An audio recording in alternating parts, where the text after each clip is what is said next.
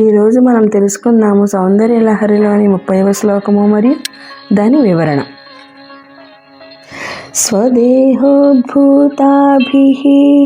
ఘృణిభిరణిమాద్యాభిరభితః నిషేవే నిత్యే త్వామహమితి సదా భావయతి యః కిమాశ్చర్యం తస్య త్రినయన సమృద్ధిం తృణయతః మహాసంవర్తాగ్నిః విరచయతి నీరాజన విధిం.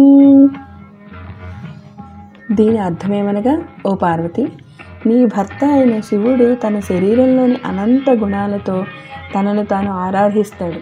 అది ఆశ్చర్యం కాదు, ఎందుకంటే ప్రళయాగ్ని కూడా ఆయనకి హారతి చేస్తుంది.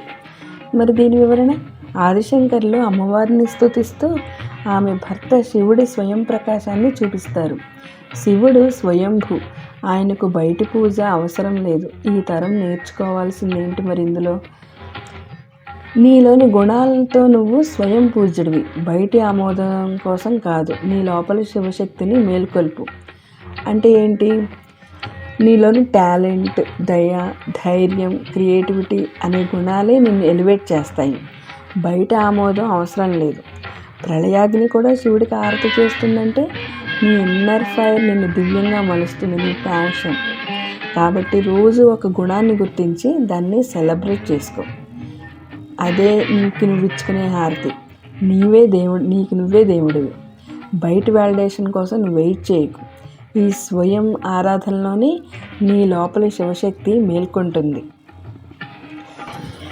ఈ శ్లోకం యొక్క ప్రాముఖ్యత ఏమిటంటే, ఇది సౌందర్యలహరిలోని అన్ని శ్లోకాలు అమ్మవారి గురించి స్తుతించినవైతే, ఈ 30వ శ్లోకము శివుడి మహిమను వర్ణిస్తూ అమ్మవారి ద్వారా ఆయన గొప్పతనాన్ని మనకి తెలియజేస్తుంది.